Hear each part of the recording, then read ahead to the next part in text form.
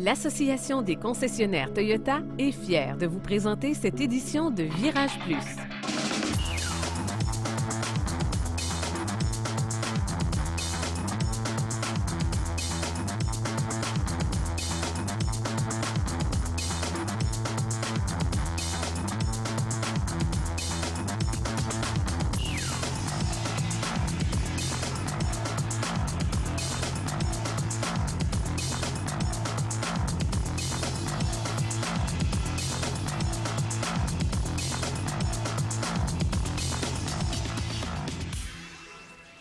Bienvenue à Virage Plus. Aujourd'hui, la voiture vedette est la toute nouvelle Toyota Prius. Et pour nous en parler, comme à l'habitude, je reçois Romaric, l'artilleux de Toyota Canada. Bienvenue à Virage Plus. Merci, Daniel.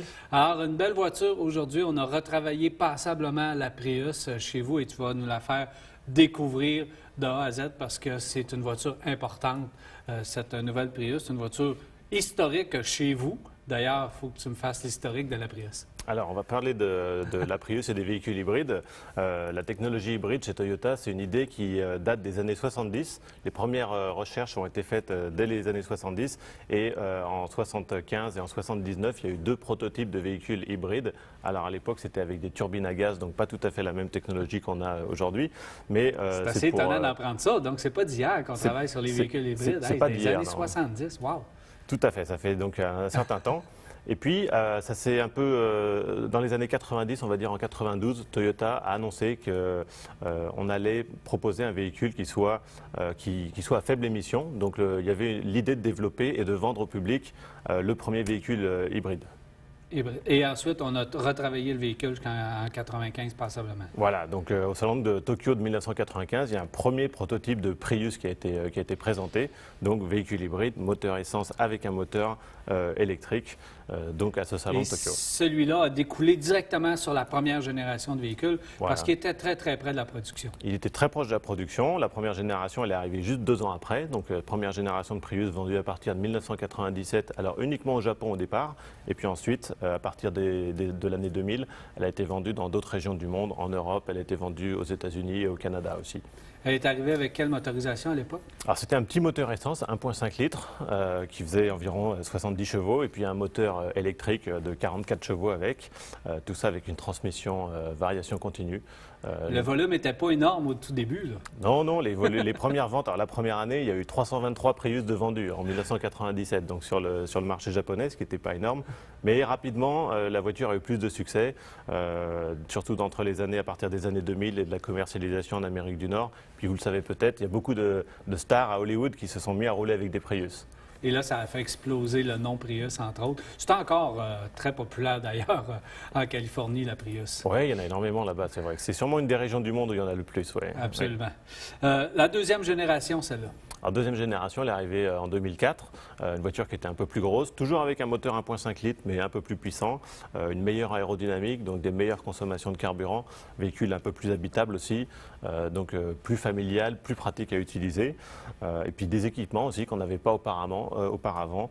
Il y avait par exemple une clé intelligente disponible, donc en 2004, c'était quand même quelque chose d'intéressant, une caméra de recul aussi, un système de stationnement intelligent déjà disponible à ce moment-là avec cette deuxième génération de Prius. C'est pas quelque chose qu'on voyait tous les jours à cette époque-là. Et elle a plus de succès au niveau de la vente, la deuxième génération. Oui, parce que là, on est passé, alors sur la première génération, on était dans des ventes environ de 20 000 voitures vendues à l'année.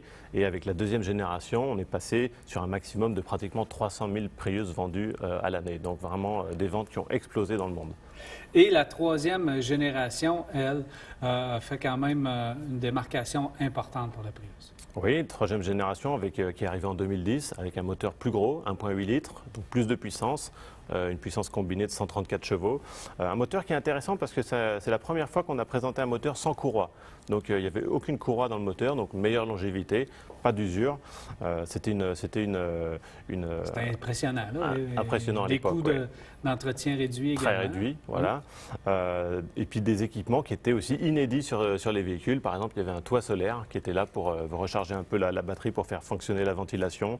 On avait des phares Odell, on avait un afficheur tête haute encore, un système pré-collision, donc vraiment des équipements qui étaient avant-gardistes à l'époque. Et elle aussi, là, elle avec cette nouvelle génération, la Prius commence à être plus populaire, donc là, on a explosé au niveau des ventes. Voilà, les ventes sont arrivées maintenant, on est passé dans les meilleures années à 500 000 Prius vendus par an dans le monde, donc vraiment des chiffres importants. Et puis quelque chose qu'on peut noter aussi, c'est que cette troisième génération de Prius, elle a été disponible avec une version rechargeable, donc à partir de 2012, Prius rechargeable qu'on pouvait donc recharger à la maison, alors que la Prius classique, c'était pas la peine de la recharger bien entendu. Et avant de parler de la toute nouvelle, si on combine toutes ces générations, je pense que ça commence à faire beaucoup de Prius qui sont sur les routes. Et oui, on parle en millions de véhicules, puisque aujourd'hui, il y a plus de 3,5 millions de Prius qui roulent dans le monde. Donc vraiment un succès planétaire. En 2016, on lance une nouvelle génération de Prius. Et si je ne me trompe pas, je pense que si on regarde l'évolution des générations précédentes, celle-ci marque encore un pas plus grand. Un pas plus grand pour la Prius. Ah oui, on a introduit cette année, au début de l'année, la 4e génération de Prius. C'est un véhicule qui est entièrement nouveau. Alors entièrement nouveau aussi bien au niveau de la carrosserie qu'au niveau du châssis, puisque cette nouvelle Prius, elle inaugure une nouvelle plateforme chez Toyota qu'on appelle TNGA, qui est le Toyota New Global Architecture en anglais. Donc une génération nouvelle de base technique, si vous voulez, de véhicules, avec un moteur qui a été amélioré aussi, un meilleur rendement énergétique. Ça, c'est quelque chose qu'on peut vraiment noter en essayant le véhicule. On obtient des consommations de carburant vraiment très faibles. Très faible. Et on a retravaillé d'autres points également. Alors, plus de sécurité. Toyota est fier d'annoncer aussi l'arrivée du système Toyota Safety Sense, donc un ensemble de technologies de sécurité dont on va reparler tout à l'heure. Et tout ça pour un prix de départ qui est plus faible que la 3e génération de Prius, puisqu'on a réussi à sauver environ 215 $ sur le prix de base, donc avec un prix qui commence à 25 990 $. C'est pratiquement 2 ans d'essence pour ce qui est de la Prius. C'est ça. Alors, si on parle maintenant, on va faire le tour de cette nouvelle génération. Et on va commencer avec l'extérieur parce que, je dois l'admettre, les autres générations, c'était pas les plus excitantes au niveau du design. On voulait être efficace sans plus. Mais là, j'ai l'impression qu'on s'est éclaté un peu côté design chez Toyota. Oui, alors effectivement, les précédentes Prius, on va dire, leur dessin avait été vraiment orienté pour l'aérodynamique. Donc, on voulait avoir un véhicule très aérodynamique. Sur celle-ci, sur cette 4e génération, on a toujours un véhicule aérodynamique, mais on a aussi amélioré, bien sûr, le design, la carrosserie. Donc, carrosserie entièrement nouvelle pour cette année. C'est une carrosserie qui est un peu plus basse. Donc, on a gagné un peu en style, si vous voulez. Le capot est un peu plus bas. Et puis, on a toujours bien soigné l'aérodynamique de la voiture. Par exemple, des choses qui ne se voient pas, c'est on a des volets de calandre actifs. Donc, la calandre peut s'ouvrir ou se fermer pour limiter l'entrée d'air dans le véhicule et puis pour améliorer l'aérodynamisme. Donc, ça, c'est déjà un très bon point parce qu'on peut simuler l'air et c'est selon la vitesse, donc ça ouvre ou ça ferme. Le conducteur n'a pas à se préoccuper de l'ouverture des volets. Voilà, non, absolument pas. Et en plus, il y a un avantage à ça, c'est que l'hiver, par exemple, il n'y a pas besoin on veut conserver le maximum de chaleur dans le moteur, donc on va fermer ces volets, ça va permettre de chauffer l'habitacle plus rapidement que si c'était ouvert. Autre chose aussi qu'on a retravaillé, si on regarde à l'avant du véhicule qui saute aux yeux, c'est les phares. Les phares, voilà, les phares qui sont de taille gigantesque, comme vous pouvez le voir, qui sont des phares à DEL de série sur toutes les Prius. On a également à l'arrière des feux à DEL aussi, qui ont une forme assez particulière, hein, vous verrez sur le véhicule. Et puis des nouvelles roues, 15-17 pouces. Et puis tous ces travaux, tout ce qu'on a fait sur l'aérodynamique, ça permet d'obtenir un coefficient de traînée, hein, qu'on appelle le CD, de 0,24, donc qui est un des meilleurs dans l'industrie automobile. C'est assez impressionnant. On commence à descendre le coefficient de traînée à un niveau où on va challenger les avions tout à l'heure. Pratiquement. Si on regarde des informations maintenant un petit peu plus techniques, mais très importantes pour le consommateur. Alors, ce qu'il faut retenir, c'est qu'on a toujours le moteur 1,8 litres à cycle Atkinson. Le cycle Atkinson, c'est un cycle qui va permettre d'économiser de l'essence, de sauver de l'essence. Ce qu'on a fait cette année, c'est qu'on a amélioré le rendement énergétique du moteur. Donc, le rendement énergétique, si vous voulez, c'est l'énergie que vous mettez dans le réservoir. Quel pourcentage on va en récupérer à la roue. Pour la Prius, c'est un rendement énergétique de 40%. C'est un des meilleurs rendements au monde. Voilà, parce que pour la plupart des véhicules, c'est d'entre 25 et 30%. Donc là, on a vraiment un véhicule qui a un excellent rendement. OK. Et tout ce qui est les composantes hybrides également ont été retravaillées. Alors, ils ont été retravaillés, ils ont été diminués à la fois en taille et en masse. Donc, on a gagné environ 20% d'espace au niveau des composants hybrides. Donc, ils sont plus petits, ils sont plus efficaces aussi, ils participent aussi au meilleur rendement du véhicule. Le nouveau châssis également apporte son lot de nouveautés. Voilà, alors le châssis TNGA dont on a parlé, présente plusieurs points intéressants. La plupart, c'est qu'on a déjà une nouvelle suspension arrière avec des doubles bras triangulaires, donc qui donnent une meilleure tenue de route. Donc maintenant, quand vous conduisez une Prius, vous avez beaucoup plus de plaisir que dans le passé. Une direction qui est assez directe aussi, un centre de gravité plus bas, donc un véhicule qui va être plus sportif à conduire.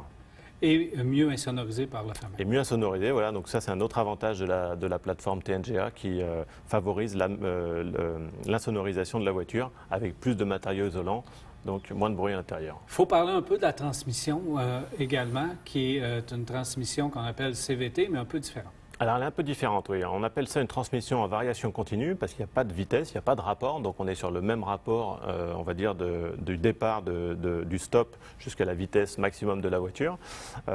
Mais ce n'est pas une transmission CVT comme on la connaît sur d'autres véhicules comme la Corolla, par exemple, parce que dans la Prius et dans tous les véhicules hybrides chez Toyota, il n'y a pas de courroie dans cette transmission CVT. Il n'y a pas de poulie et pas de courroie. C'est plutôt, on va dire, des engrenages qui tournent les uns autour des autres et qui permettent d'associer le moteur essence, le moteur électrique et de faire tourner les roues donc ensemble. Donc vous avez trois composants qui tournent ensemble sur cette transmission qu'on appelle à train planétaire. Donc sans courroie déjà, on peut dire qu'il y a peut-être un peu moins d'entretien à très très long terme. Voilà, à très long terme, il n'y a pas d'entretien du tout, il n'y a pas besoin de remplacer l'huile de transmission, tout est scellé. C'est un système de transmission qui a fait ses preuves là, chez vous. Et qui a fait ses preuves, oui, depuis 1997, depuis la première Prius, c'est la même transmission et c'est des transmissions qui sont connues pour durer indéfiniment. Donc, les batteries aussi, si on parle un peu du type de batterie. Alors les batteries, on introduit un nouveau type de batterie sur cette Prius 2016. On avait précédemment toujours eu des batteries NiMH, donc des batteries au nickel sur les véhicules hybrides chez Toyota, qui sont des batteries parfaites pour l'utilisation sur des véhicules hybrides parce qu'elles durent très longtemps et elles s'usent très peu. Sur la Prius, on a notamment sur les modèles haut de gamme avec plus d'équipement pour gagner du poids. On introduit des batteries lithium-ion, des batteries donc au lithium, qui sont utilisées dans d'autres véhicules, pas forcément chez Toyota, mais qui existent chez d'autres concurrents, et qui ont l'avantage de produire le même pouvoir énergétique, donc la même puissance, pour une taille un peu plus inférieure elles sont plus légères que des batteries au nickel. Tout ça, si on parle les nouvelles batteries, le moteur plus efficace, ça donne des cotes de consommation impressionnantes. Oui, des cotes de consommation impressionnantes puisqu'on arrive à une consommation combinée de 4,5 litres au 100 km. Et un élément qui est intéressant qu'on peut mentionner, c'est que lorsqu'on a fait les essais presse de la Prius, les journalistes, donc, comme vous Daniel, ont eu l'occasion de la conduire et beaucoup d'entre vous avaient consommé moins que les 4,5 litres qui étaient annoncés. On a eu des consommations vraiment très intéressantes sur la Prius. Donc les chiffres sont très conservateurs. Il y a 4 modes de conduite comme par le passé. Voilà, comme sur la précédente Prius, on peut la conduire en mode normal, on peut la conduire en mode éco si vous voulez essayer de sauver un petit peu plus d'essence, en mode puissance, power, et il y a même un mode EV, donc on peut bloquer le véhicule en électrique pour une distance assez limitée, mais vous pouvez conduire la voiture comme ça en tout électrique. Et on a aussi retravaillé tout l'intérieur du véhicule. Voilà, intérieur tout nouveau design de tableau de bord avec à la fois le dessin du tableau de bord et aussi les éléments plastiques qui sont nouveaux à l'intérieur. On a des sièges qui sont aussi nouveaux, qui sont plus confortables, qui sont positionnés un peu plus bas. Donc la position de conduite est un peu plus basse, un peu plus sportive aussi que dans la précédente Prius. C'est un beau travail aussi à l'intérieur. La sécurité, c'est important chez Toyota. Donc, évidemment, la Prius reçoit les éléments de sécurité.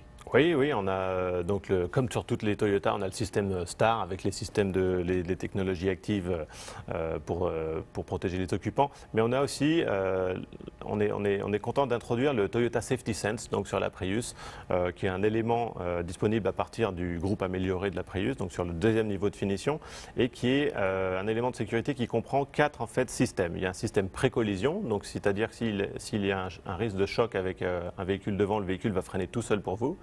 Et ce système pré-collision, il y a aussi un système de détection de piétons. donc qu'on appelle PSS. Il y a un système d'alerte de sortie de voie, donc si vous êtes sur l'autoroute et que vous franchissez une ligne, le véhicule va vous prévenir par un bip, par exemple pour éviter l'endormissement sur l'autoroute.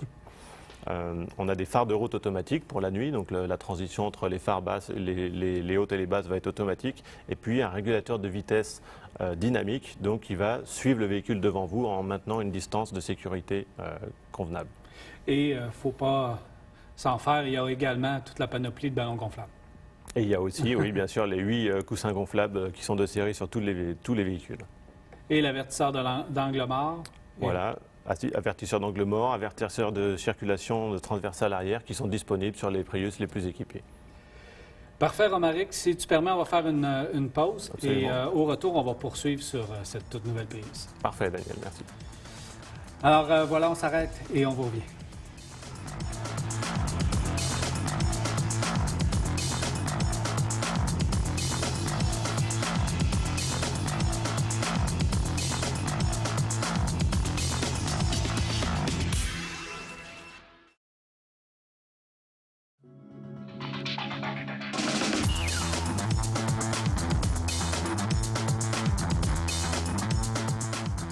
Voilà de retour à Virage Plus, toujours en compagnie de Romaric Lartilleux. Romaric, on va terminer sur la Prius 2016 avec les prix, parce que tout le monde se demande combien tout cela peut coûter.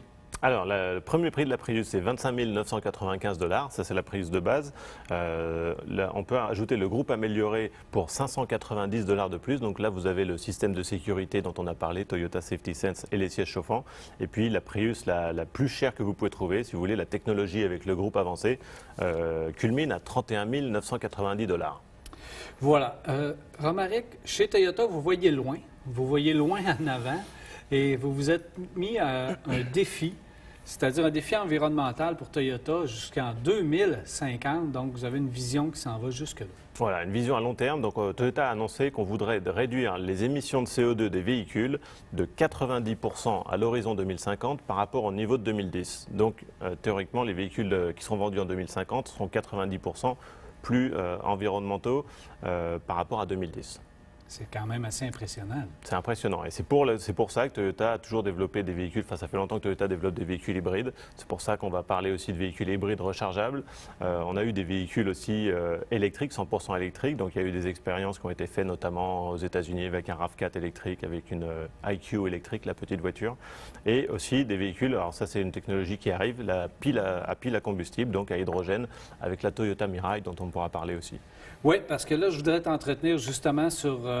parce qu'on vient de présenter la nouvelle Prius. Bien, cette Prius-là va faire des petits, donc il va y avoir des modèles dérivés de cette Prius. Et un des modèles dérivés, c'est celle qu'on va appeler la Prime. Et qu'est-ce que ça veut dire? Alors, la Prius Prime qui va arriver en 2017, c'est une version rechargeable de la Prius.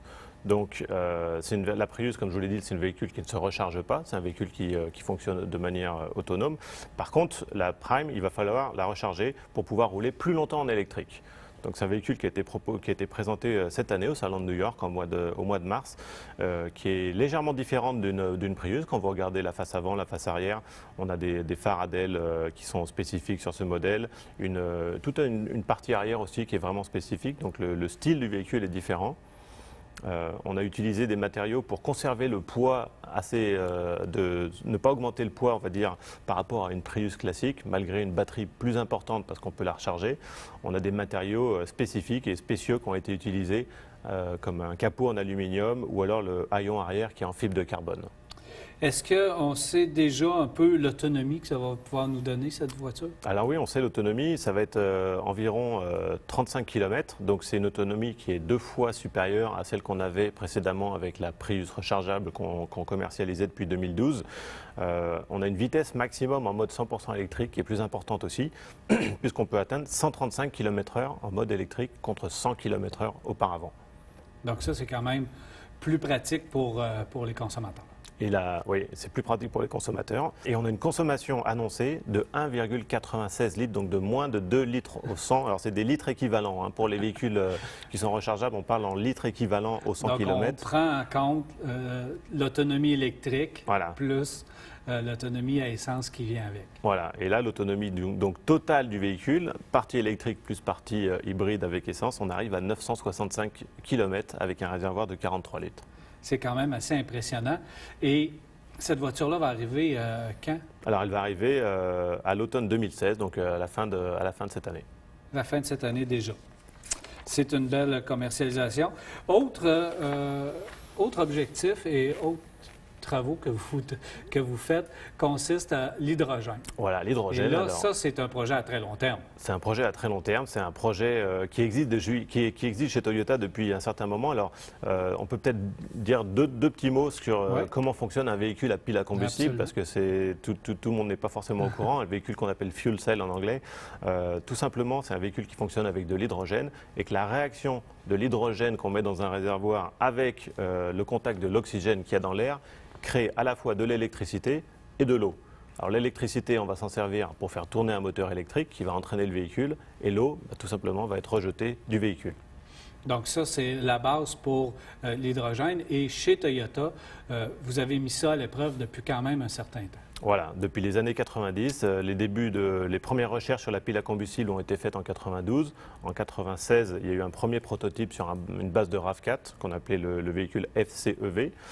Et puis ensuite, d'autres prototypes qui ont été faits sur des bases de Highlander dans les années 80, début des années 2000 jusqu'en 2008 avec plusieurs véhicules. Il y a même un bus à hydrogène qui a été utilisé pendant l'exposition universelle en 2005 au Japon.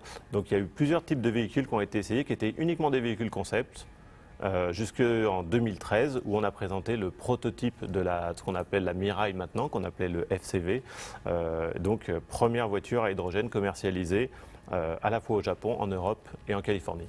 Bien, ma surprise, lorsque je me suis présenté l'an dernier au Salon de l'Auto de New York, à l'entrée, à l'extérieur, il y avait 2 ou 3 Mirai justement qui étaient sur place et qui transportaient des gens. Voilà. Alors, c'est plus qu'un véhicule concept.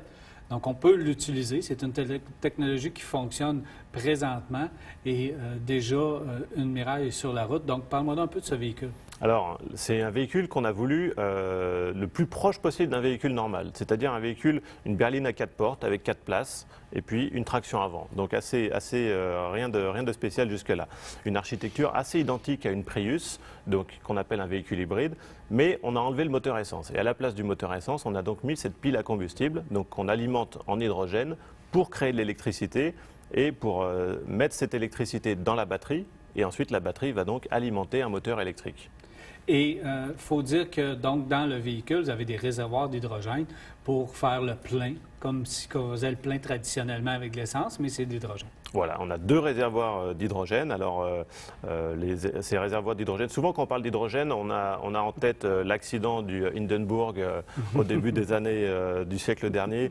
Et ça fait un peu peur, mais il faut savoir que les réservoirs d'hydrogène de la Mirai sont en fibre de carbone, sont extrêmement résistants, ont été testés à balles réelles. C'est-à-dire qu'on a tiré sur ces réservoirs avec un pistolet pour s'assurer qu'ils n'allaient pas exploser.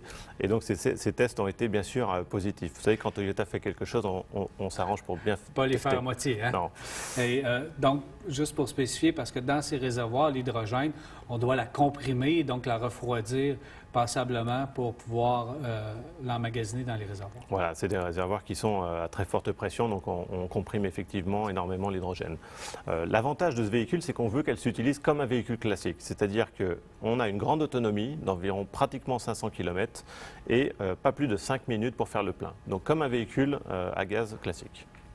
Et est-ce que Toyota, parce que je pense que la commercialisation, est-ce que c'est pour bientôt? Alors, la commercialisation, ça dépend de quel endroit on parle. Le véhicule est déjà vendu depuis 2015 au Japon, dans certains pays en Europe, certains pays qui sont dotés d'une infrastructure en hydrogène, de distribution d'hydrogène, et en Californie.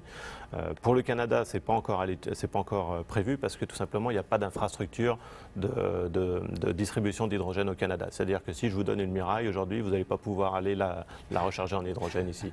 Non, ça va prendre des infrastructures.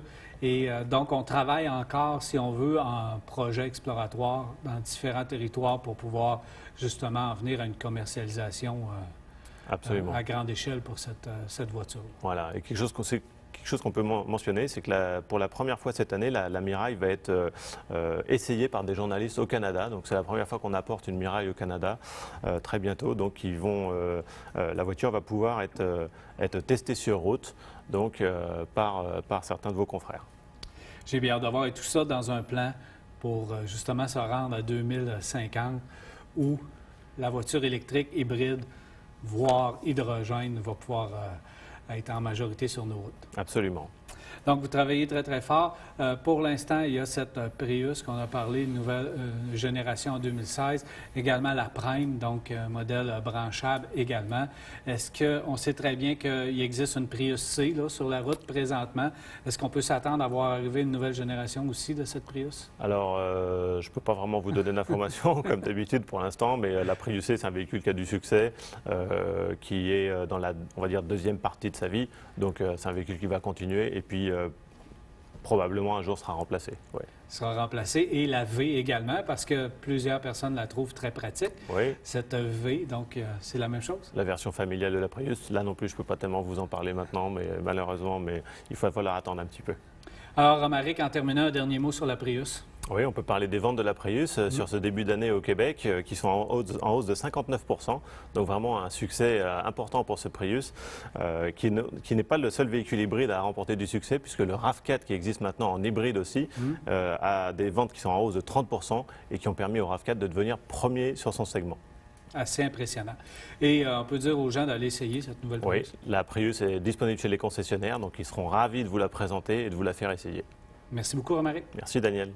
Alors voilà, M. Romaric, l'artilleux de Toyota Canada qui nous a présenté cette toute nouvelle Prius 2016. J'espère que vous avez apprécié cette émission. Il me reste qu'à vous souhaiter une agréable semaine dans l'antenne de Télémag et on se reparle la semaine prochaine pour un autre Virage Plus. L'Association des concessionnaires Toyota est fière de vous avoir présenté cette édition de Virage Plus.